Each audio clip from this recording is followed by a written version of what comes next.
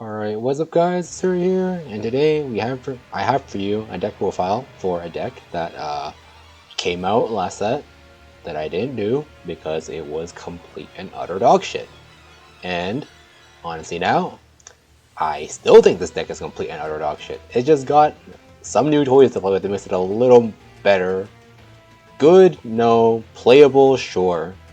If your definition of playable is a pile of 40 cards that function let you play in the game, sure, but today we have Claret Sword, Aura Geyser, Doom, whatever you want to call this deck. I think this deck still is hot garbage, but I guess it's playable garbage now. So, this set we did get the Aura Geyser Doomed, the new stride for Claret. Does it help the deck? Yes. Does it make the deck good? Absolutely not. But regardless, we'll go over the deck.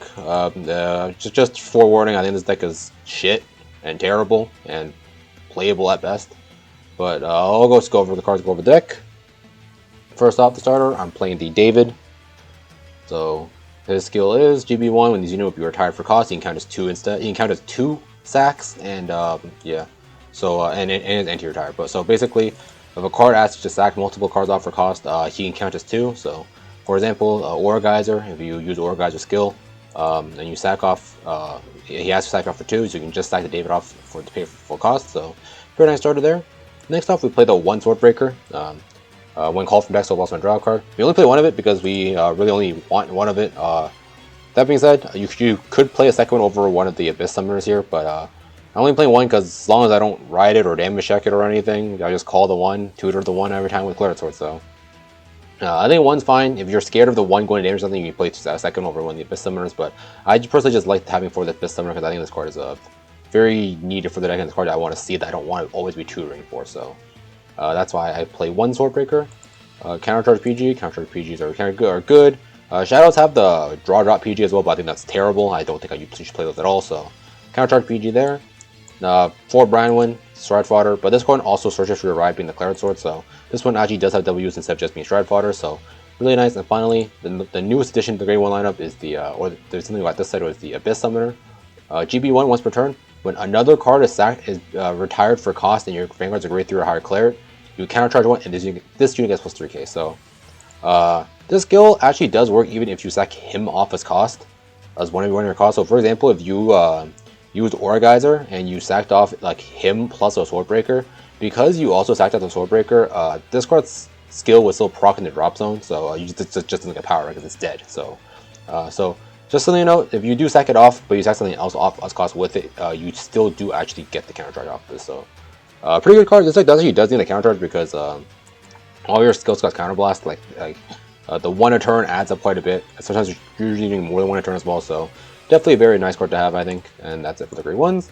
Grade 2s, even more counter charge. The Curse Lancer on hit counter charge 1. So, pretty nice, in tandem with return to a main where you can counterblast 1 to draw 2, and then you immediately hit with Lancer to unflip. So pretty nice there. Your grade 2s all kind of suck, so you just play the cards that suck the least, and this card just happens to suck the least. So the main's still a pretty good card. CB1 on play CB1 discard draw 2, pretty nice.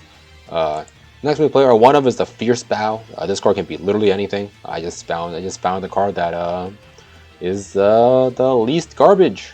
So that's what you'll be hearing a lot from me. I play the card that's the least bad. So this card's skill is during your turn, GB1 during your turn, if you have 1 or less back row, this gets plus 2k, so 11k attacker. And when this unit attacks its Vanguard, if you have 1 or less back row, soul charge 1, counter charge 1. So just another counter charger and can be a soul attacker. It's okay, I guess, just a filler 1 of. And finally, we're playing for the Mucka, the new Mucka. This unit is the Glimmer clone, or not the Glimmer, the Amber clone, what do you want to call those cards. When this unit attacks a Vanguard, and if it is boosted, CB1 call a Grade 1 from deck.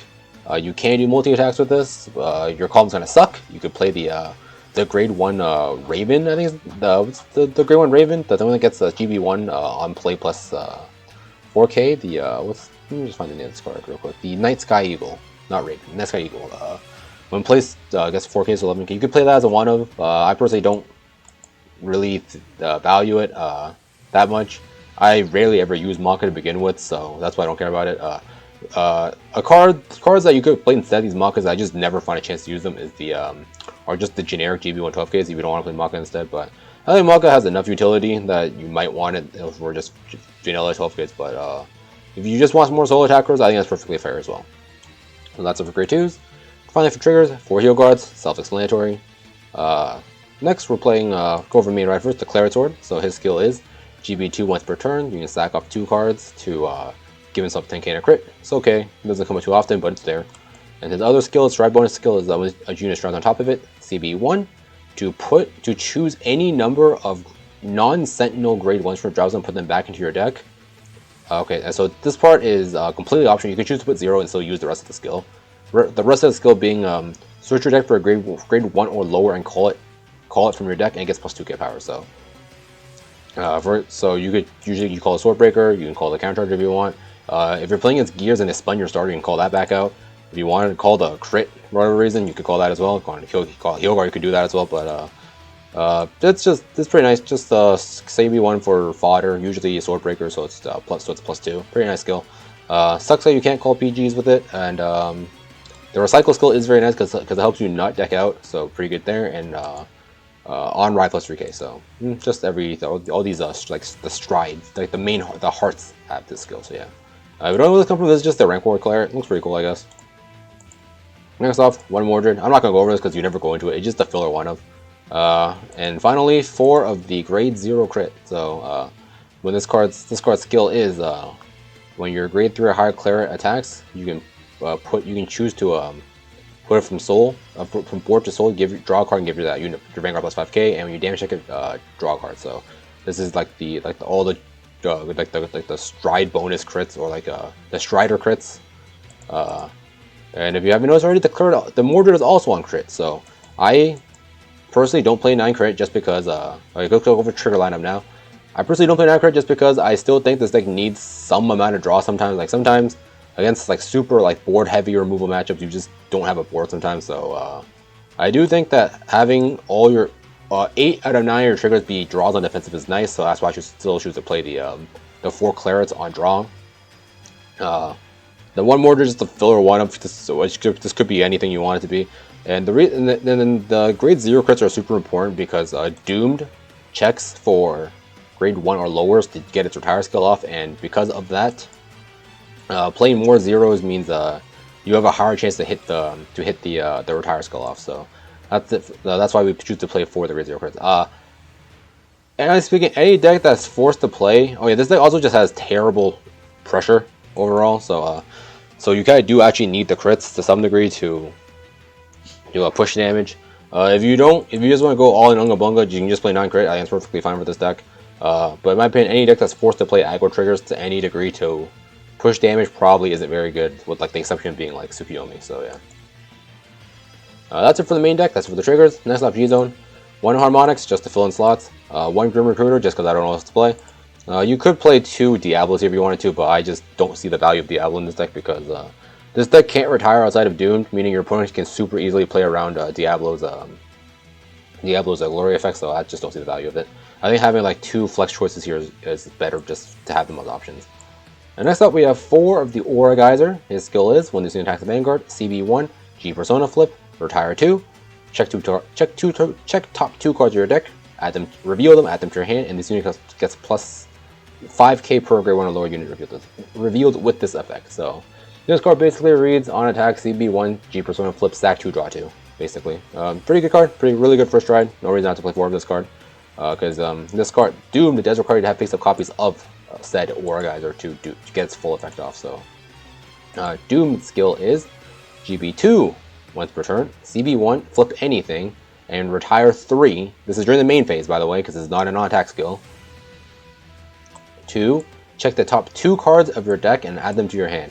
Then, if your G-Zone has actually, let me just pull up the full effect of this, because it's split up in a way where it's really weird. So GB2 once per turn, counterblast 1, and flip anything and retire 3 of your rears to reveal top 2, add them to your hand. If your G-Zone has 1 or more face-up Aura Geyser, this one, choose one of your opponent's rear guards for each grade 1 or lower, reveal this effect and retire it. And then if you have 3 or more Aura Geysers face up, you get a crit. So what normally happens happening for this skill is you first stride Aura Geyser flips itself, Next turn, you strike Doom. Doom flips another Aura Geyser, and then you get all the effects. You get the check top 2 to add to hand. You get two potential retires, and you get the crit. And you play 4 because just how you need to go. You want the first pair to flip. You want the extra copy after that to flip with the doomed, and then usually just end up flipping the last one. But I play 4 just because if I ever just want to go into Aura Geyser twice, I have the option for it because I don't think there's anything else in the ski zone that's particularly worth the slots. So yeah. So Doomed overall is like an okay card. It's fine, not amazing, not terrible. It's really good in the concept and it's really good in Claret specifically, just because Claret has nothing else better to stride into. So you take what you can get. Claret's recycle skill is pretty nice in conjunction with Doom, just because you can. Usually what I am doing is I choose to not put any grade 1s back until my Doom turn, and then on my Doom turn I just put everything back at once so I don't damage check SS grade 1s, so I can maximize my chances of hitting the retire. So just something nice to know you can do. You can just choose to not put anything back with Claret until your Doom turn, so you can maximize your chances of hitting off of it. So yeah. So that's it for this deck profile. So tell me guys what you think down below about this deck down below in the comments. Awesome games for you guys as per usual. This deck still fucking sucks, and I'll see you guys next time. Peace out.